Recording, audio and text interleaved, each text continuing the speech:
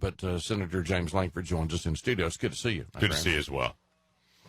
Can I ask you real quickly what happens to the summertime schedule? Thanks for coming in, by the way. This is your first summer as the United States Senator. What's it like? Oh, it's not like summer camp, I can tell you that. The hours are long, as they are at camp as well, by the way. A lot of intensity for that, but a lot of travel back and forth, time away from family. The Oklahoma House and Senate, they're in session from February until May. The U.S. House and Senate, they're in session all the way every single month except for late August. So we'll continue in the Senate till the 7th of August and keep going. But it's appropriation seasons. We're working on highway bill. At this point, we just did an education reform bill the last 2 weeks. A lot of different committee hearings and things that are going on. So it's full throttle. So how do you get to spend time with those girls and your wife with this kind of schedule going on? Everybody I know is on vacation, except for David Slane. He's already taken his a couple of weeks ago, right? Good morning. Good morning. That's right. Yeah, me and the senator arrived together, or almost together. I wouldn't want to give anybody the impression he rides with me, being the liberal, but I'm here also. Well, it's tough to do vacations whenever that you're serving in the United States Senate. It is, actually, and that seems odd. It's funny to me the number of people that I bump into that'll say, gosh, every 6 weeks or so I hear you guys are out of session. And I go, yes, because I have a job in Oklahoma as well. So it'll be 6 weeks in D.C., 1 week back in the state. During that 1 week, we'll travel all over the state, get a chance to listen, hear as many people as we can, and engage with that. And when I'm home, I am very selfish with my time with my girls. And I've got one that's graduated, and she's leaving for college in 4 weeks, and I've got another one that's a sophomore. And so I'm pretty protective of that in my time with my bride. It is at 7:30 now. The senator's with us until 8 o'clock. After the break, we're going to talk about his speech the other day on the floor, and then we'll get into this Iran deal, which is continuing to create controversy, and a little bit about the Middle East. McGuigan couldn't stay. He had some questions for you about what's going on over there, which concerns us all. But which, by the way, it should concern us all. Absolutely. We may just have ourselves an escalating arms race over there. But anyway, right now it's all going to be up to the Congress at some point. But it's great to see you. What's the number one thing that Oklahomans need to understand is, before the specific issues, but for what's going on now, the politics right now, Republican Party trying to figure out who they want to nominate next year. The national media is focusing on Donald Trump. Right. I saw there was an interesting conversation that was being played. I was listening to NPR coming in today, and we had Governor Walker's announcement the other day where he was talking about what he thinks is the greatest threat to the United States right now. The president says climate change, and Governor Walker says it's terrorism. But when it comes right down to, as you see us, the Republican Party picking a nominee, we're about, I guess, in August or September is the Fox debate. Right, August 6th. And you have to be in the top 10 to be in that. Interesting to see what the polling is going to say about Mr. Trump. What do you think the state of the Republican Party is? What portion of the party is going to pick the next nominee? Yeah, it's going to be a good variety of this. This is back to big tent politics. As they will tell you, the Democrats will tell you there's a pretty large amount of diversity among their candidates and some perspective on issue. I can assure you there are among Republicans as well. Not all Republicans see the same way on all these issues. And so there's going to have that loud conversation. It's what makes us the greatest republic in the world still. And everyone wants to beat on our politics, and it deserves it. Every single joke that Will Rogers told in 1925 is still true today. But you know, we'll walk through the process and we'll get it all settled. It'll be noisy, but quite frankly, it'll get solved for Republicans faster this year than it did the previous time. It's just the joy of having 16 people in the race. And when there's 16 people in the race, everybody's trying to say the most extreme thing they can to make sure they get that 1 minute of TV time that will be reported on. And right now, Donald Trump is leading the pack as far as saying the most extreme thing, and so he gets the TV time. Have you picked a horse yet? I haven't. I know that Commissioner Costello has already signed on with the Walker people. So, and that's starting to happen a little bit. But when it comes to these issues, it's going to be an interesting time. Now, before we just have a moment with our good friend, the counselor, I wanted to ask you, Counselor David Slane, I wanted to say to you, before we get back to our interview, we got to take a break, and we'll talk to Senator Lankford about the speech on the floor the other day and also about the Iran deal. the Tulsa grand jury looks like it's moving forward. Looks like it will move forward. Supreme Court did not stop it, did not grant any sort of an injunction, said constitutionally the sheriff in Tulsa County and the entire, I think, Tulsa County Sheriff's Office is under tremendous scrutiny, and so we will see where that goes. You know, the grand jury process is all private. We won't know. We may know who goes in the room, but we won't know what's happening in the room. So we're going to, I'll give you probably Wednesday an update on that when I come on and do the legal analysis, but it looks like the Tulsa County Sheriff is under tremendous scrutiny. And as you know, and I've been on many, many times with the black ministers talking about that all came from the death of a young African-American male that was shot. The deputy says accidentally. I don't have any reason to believe not accidentally, but some real questions about training and whether they've hid the training, whether they've lied about the training. Basically, they're looking at him for dereliction of duty. And then, Scott, one last thing, because I've got to go down to OU because, Senator, I have a young son starting OU, and I've got to meet Mama. And if I don't get there, his mother, I will be skinned alive. So, but I wanted to remind the listeners that you can pick up the Oklahoma Gazette. Scott Mitchell in the Morning, is one of the finalists for radio personalities, and he needs your vote. And Scott, being as shy as he is on nothing except himself, I've vowed to come in every single morning for a week and talk about this because the listeners, if you like to hear Lankford, if you like to hear all of the personalities that are there, this is not just about Scott Mitchell. It's about a validation of this type of program in the morning, and we need you to come on and vote. And, Scott, I've decided that the United States Senator, the good senator there, always asks for our vote. This morning, I'm going to ask for his vote and get him to fill one of these out. It's all the popular places around town. And as you know, my cleaners, they let me clean them out, and so I have about a dozen gazettes here this morning. And so, but I do want to remind you for an ID. they knew who I was. That's not ballot stuffing, is it, right there? I told them I'm going to steal all those, and I'm a lawyer. And they said that's okay. You know a good lawyer. So I've got about a dozen gazettes here for your listeners and your guests that come in. I'm a Scott Mitchell, and I do not approve of that message. That's okay. It's all right. I couldn't get elected dog catcher, so I can come and say whatever I want. But anyways, it's good to see you, Senator. And I appreciate the work you're doing. Thank you. While I probably don't agree with you on all the issues, I always appreciate the fact that you're there and that, we trust you. Everybody here in Oklahoma is busy living their lives, and we trust you to do the right thing.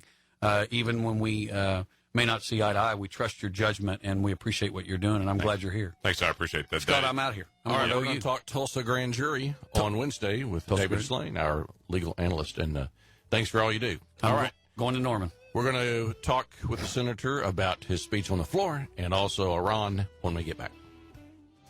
Oklahoma City's most powerful news station is News Talk 1520, KOKC. Mitchell in the Morning. Follow us at Mitchell Talks or on, that's Twitter. And you can go to KOKCradio.com and follow us streaming live. And our guest is United States Senator James Lankford. Great to have you. Follow it, Senator James Lankford, actually. Sure can.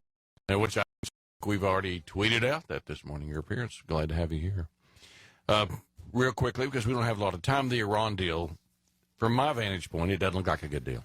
No, I don't think it is either from my vantage point either. As we go through the details, just the most basic things in any negotiation you'd want to make sure to limit for the largest worldwide state sponsor of terrorism, which the State Department still says they're the largest state sponsor of terrorism. But the first thing that we did was we opened up ballistic weapons export-import from Iran. So now in the next few years, they'll be able to start bringing in even more weapons. Saudi Arabia is furious because right now Iran is fueling a coup on Saudi Arabia's southern border in Yemen, and they're funneling all the weapons in there, and they're actually assisting the Houthis to be able to overthrow the government. Iran is the one propping up Bashir Assad in Syria. Assad would have long been gone if it wasn't for Iran. We have 4 hostages that are still being held by Iran. We have Soleimani, who is the head of the Quds Force, which has personally organized the death of hundreds of Americans through the IEDs, and the way that he did it, specifically targeting Americans in Iraq. The sanctions on that Soleimani are lifted in this process, so he can now do worldwide travel and banking and investment and all those things. Why in the world we would have a guy that killed hundreds of Americans in this negotiation, I have no idea, but that's been lifted. They have a clear path towards a bomb in the next 10 years, staying with the sanctions, actually. If they actually continue on the path that this lays out, they actually get to a nuclear weapon in 10 years. It just takes them a couple years longer. So they get about $150 billion. They keep the hostages. They get the sanctions lifted on this ruthless killer of Americans, and they get towards a bomb in 10 years. Sounds like a pretty good deal if I'm Iran. Well, and we're yet to see what the impact of the oil being dumped in the market is at this particular time. Now, if I'm as a guy who looks down the road in terms of foreign policy, it's always been a fascination of mine. If I'm Egypt, if I'm Turkey, if I'm Saudi Arabia, I'm not going to sit around now. No. I'm going to start ratcheting up my military. I'm going to ratchet up my ballistic missiles. I might even want to start investigating nuclear weapons. So here's the ironic part about this. Is at the same time the administration says we're going to keep them from having nuclear weapons to try to buy the silence of Israel and Saudi Arabia and the rest of the Gulf nations. They are right now, in fact, Ash Carter's on his way to Israel right now to meet with Israeli leadership in their Pentagon to say we're going to provide you more military aid and more defensive aid for ballistic defense. So at the same time, they can't say this is not going to lead to a nuclear weapon. Oh, but by the way, we're going to try to provide you more defense. They're doing the same thing with Saudi Arabia, UAE, all of that area. They're trying to step back to them and say, we're going to provide you more weapons to be able to stand up and defend yourself against the Iranians, though we don't think the Iranians are going to be on the offense. It's just nonsensical in the process. And as you mentioned about the oil, there's now one country left in the world that can't export oil. It's us. So the president's worked incredibly hard for the last year to allow Iran to sell their oil in the world market. We can't sell our oil in the world market yet. Well, that's because the Oracle of Omaha hasn't told him he could do it yet. And make no mistake, I mean, Warren Buffett's making gazillion dollars a minute off of those trains running up and down. You talk about environmental disasters. Right. That is such a, and the media has just not focused on that, which is ridiculous. So this situation is going to the Senate, right? It is going to the Senate. Yeah, it'll be in the Senate. We'll start to have hearings on this starting in about 2 weeks, and they'll start the process. Most of the hearings will be in September. We have 60 days after they get us all the documents. The last I heard, we have not received all the documents so far. So once we receive all the documents in, the clock starts ticking. We have 60 days to actually have the vote. We'll have hearings. That'll be substantial, and they're not showboat hearings just to be able to try to throw things out there. There are a lot of things that have to come out and a lot of questions that need to be answered. And so we're going to have that throughout September. Once that's said and done, then we'll have a vote. What are the chances, back to the previous point, of there being some sort of move to allow exports with this Congress? I think the chances are really good for oil exports. It's something I've worked on a lot. I started meeting with Heidi Heitkamp, and she's leading on the Democrat side. She's a Democrat from North Dakota.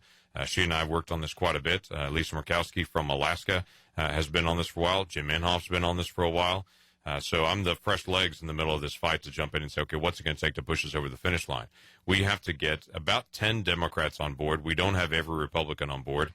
There's this perception that all Republicans vote alike, and I would assure you they do not in the United States Senate. So we need to get about 10 Democrats on board to have 60 so we can actually bring it up for a vote and then push it through. And I think we are very, very close to that, if not already past that.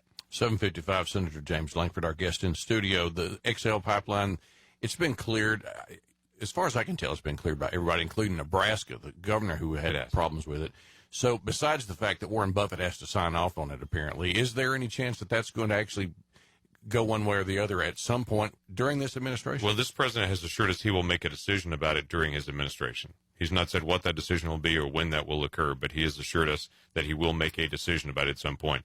I personally had hoped that when the president came to Oklahoma, he would announce the northern leg of the Keystone Pipeline. The last time he was here for a scheduled visit, that he came and announced the southern leg. Now, that leg has actually been permitted and constructed in the time that the northern permit is still sitting on his desk. The northern permit was on his desk when he was here previously, saying, let's start to work on the southern leg, and we're still waiting on that permit. Nebraska's cleared it. Every state has cleared it. All environmental reviews have been done. The State Department review has been done.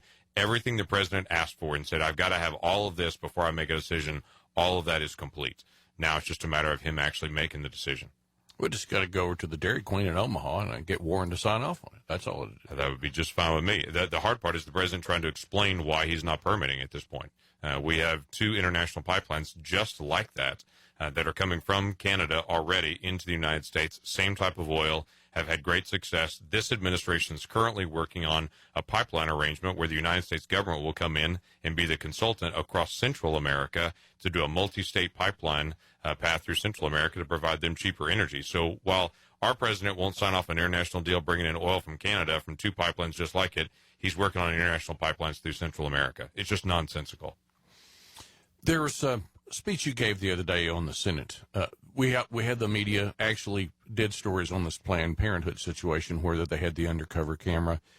Bring us up to date on that and what you were. And for folks that haven't seen it, it's on YouTube. It's got about 1 jillion hits so far. Your thoughts on this particular situation? Yeah, what happened was there was an undercover camera, just a conversation at a restaurant with a physician from Planned Parenthood sitting down with someone talking about the sale of body parts that are of aborted children. And what Planned Parenthood has done, it doesn't seem to be for a large amount of sale. These are not hundreds of thousands of dollars for body parts. They're selling to research organizations aborted children, and they're getting for their liver, for their kidneys, for their lungs, for the muscles from their legs. And the doctors are going in from Planned Parenthood, and she literally describes reaching into the womb and crushing the head of the child to protect the other organs so that they could sell the other organs, and changing the procedure, which is not legal to do for them, to be able to change the procedure so they can actually harvest these organs, these children. What was difficult for me to stand on the Senate and talk about is say, this is an organization, and this is something in America that happens every single day, where we say that's not a human child, that's just a fetus, until we pull the body parts out, and then they're sold as human body parts after that. So at some point, that's a human. They can't be a human when you're selling the parts, but it's not a human when they're actually having their head crushed and pulled out. And we can't have protests about monkeys being used for research at the same time that we have children being killed and their body parts being used for research, and saying that there's not some connection. The difficult thing for me was last Thursday, not only all this coming down, but last Thursday I was in an appropriations hearing, and we had almost an hour debate inside the hearing about orca whales and their treatment at SeaWorld, while this ongoing effect is happening with children in the womb, and someone doesn't see the connect there. We have more concern about orca whales than we have about children, and I just disagree. I think that is a child in the womb. The only difference between you and I and that child in the womb is time. And to say that child's too young to be considered a child, I think is a very bad position for us to be. And I'm concerned as a nation we're even more numb to the reality of life than we want to admit. Got about a minute left. Is it, in your opinion, is it time to defund Planned Parenthood? I think it is time to defund Planned Parenthood. And they'll rise up and they'll say, look at all the things that we do for women's health and breast cancer screenings and all those things. And that's wonderful. They can do that. There are lots of organizations around the country that do private fundraising to do that. But Planned Parenthood gets $500 million. And money is fungible, as folks know extremely well, where they're basically using that fund in one area to help offset some of the abortion funding in other areas. They do a disproportionately large number of abortions in African-American communities. A lot of us have raised that question for a long time.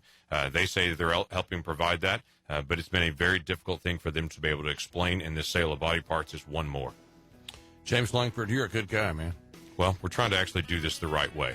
We have a lot of difficult issues, but there's a lot of work to be done. All right, we'll see you back here again soon, I hope. Look forward to it, actually.